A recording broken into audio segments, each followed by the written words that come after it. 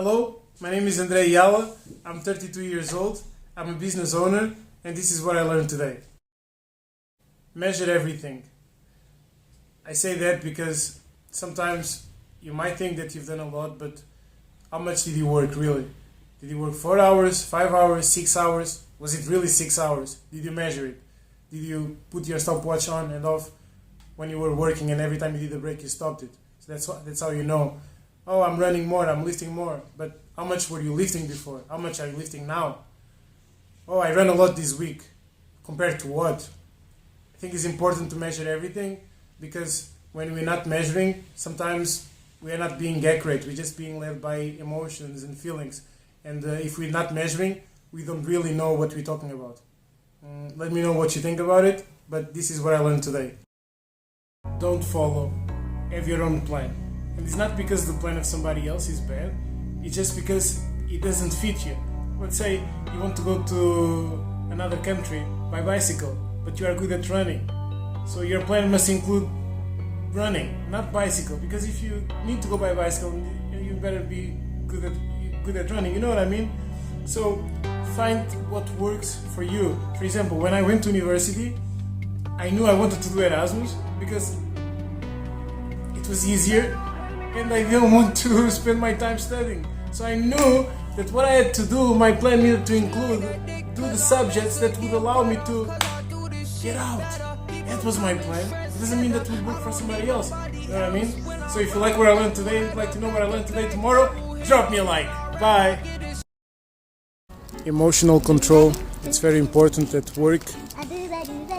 I'm the kind of person that if something goes wrong, I start firing in all kinds of places, making people feel uncomfortable and trying to find someone to blame.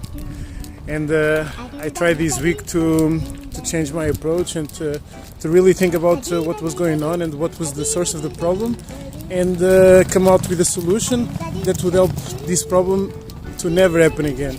And I did that during this week, and it felt amazing.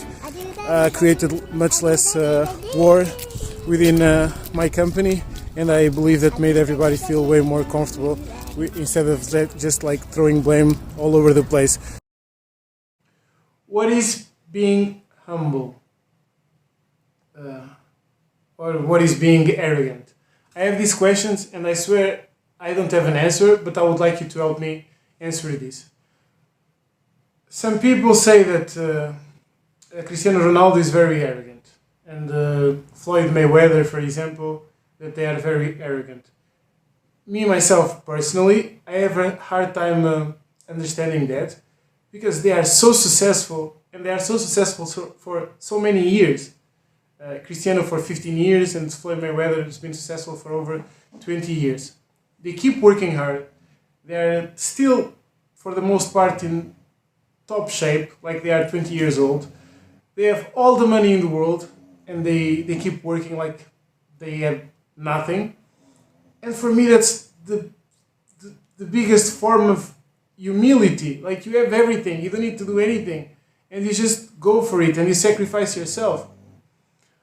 On the other hand, I think arrogant is not having too much success and not being able to work hard, thinking that you already know everything.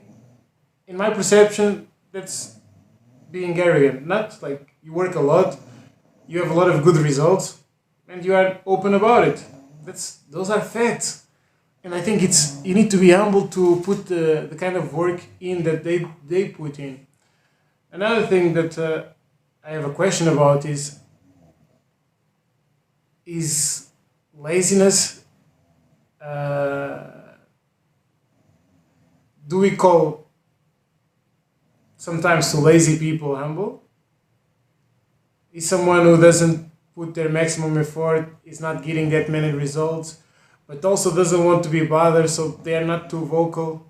They are actually lazy, but you look at them and you're like, oh, he's so humble. Yeah, he's so humble, but because he didn't achieve anything? Or, like, I think sometimes we confuse humbleness with laziness. I must write down everything, every single thing. I have here an example. I don't know if you can see, probably can, but I write down every single thing. And sometimes I'm just thinking and I take little notes. It's not really organized. I always put the date so I know more or less when I wrote things down. But writing down, it helps me not only thinking, as well as saving information about topics that sometimes we speak about something. It's a great idea, but if you don't write it down, then you tend to lose it. You never remember about it again. So I believe in writing things down. Self-control. This one took me a very long time to learn, and I still haven't mastered my self-control. But basically, is when I get bored or when I'm annoyed with something, I just go and make a decision of spending a bunch of money or doing drugs or alcohol or something very stupid that I will pay an invoice very, very big and doesn't make sense just because I don't have self-control.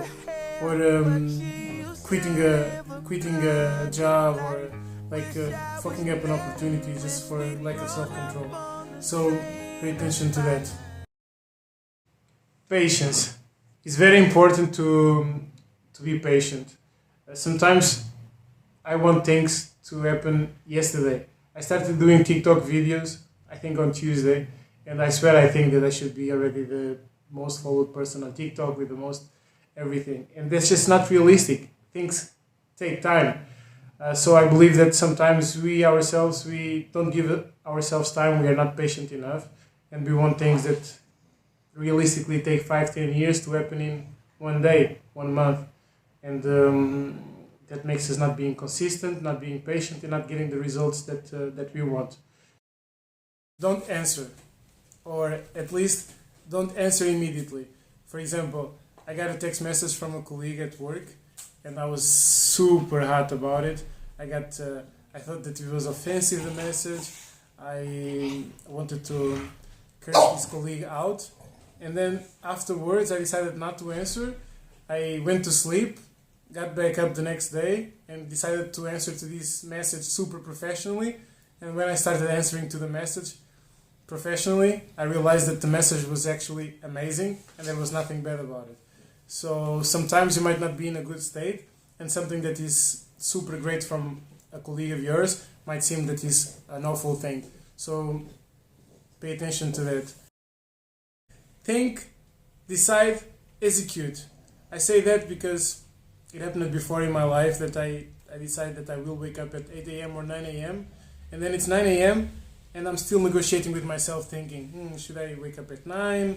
Maybe should I sleep a little bit more? Maybe wake up at 11? Maybe sleep all day today? But I already thought about this before, the day before. So when you think about things, think about them enough, ponder them, that when you get to the point that you decide, then you don't change your decision and you just execute on your decision. I think that's the best way, and that's the way I try to do things, or that I do things, because I don't believe in trying.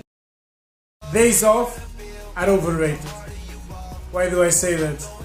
Well, from my experience, I take Saturdays to work, either a full-time working day or half the day, and on Sundays, I'm pretty loose with it. I do plan my week for the next week, but I don't have too much plan around it. But today, I decided to write down a list of things I wanted to do, and I usually do that on Sundays, but today I did something different. I added the time to those tasks, and I realized that the things I wanted to do on my Sunday to make it productive and not just a waste would take me 7.5 hours. So if I would be just loosey-loose as I usually am, I would not be able to accomplish it and just get to the end of the Sunday and feel the sense of frustration of not controlling the day.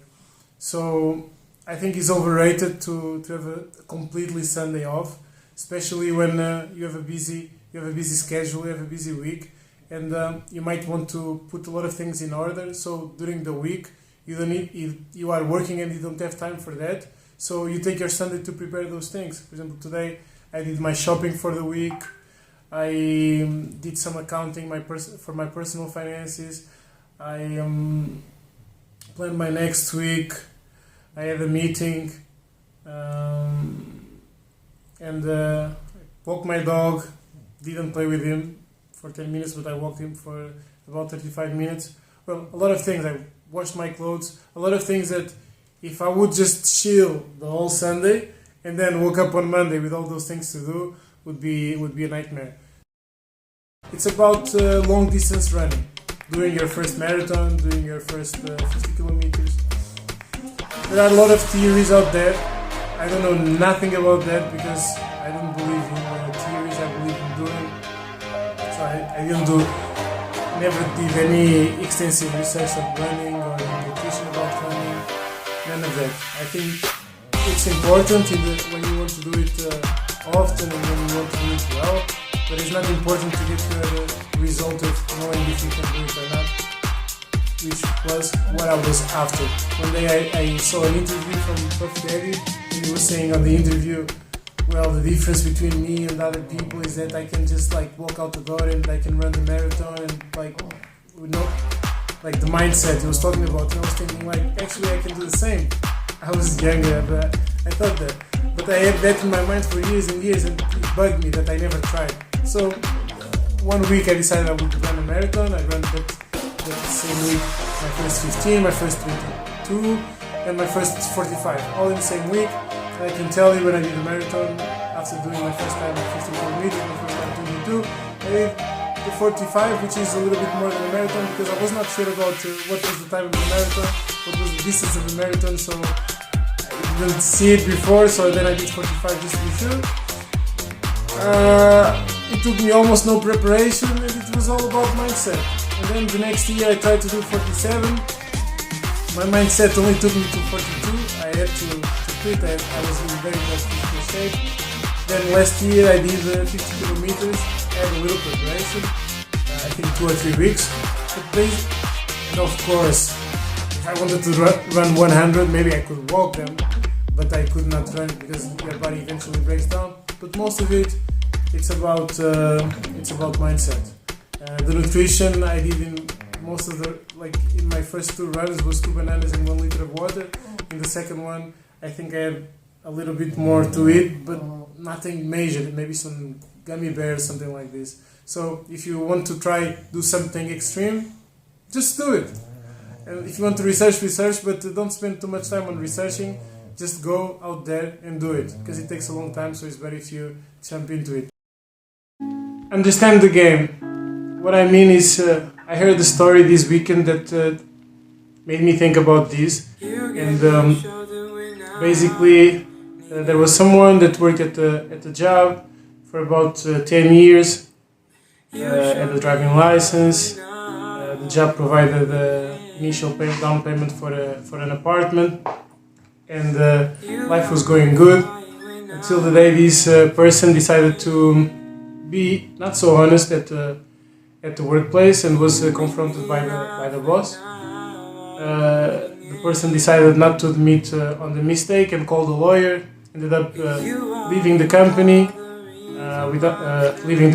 finishing the contract. Long story short, the person was not able to find a good job after,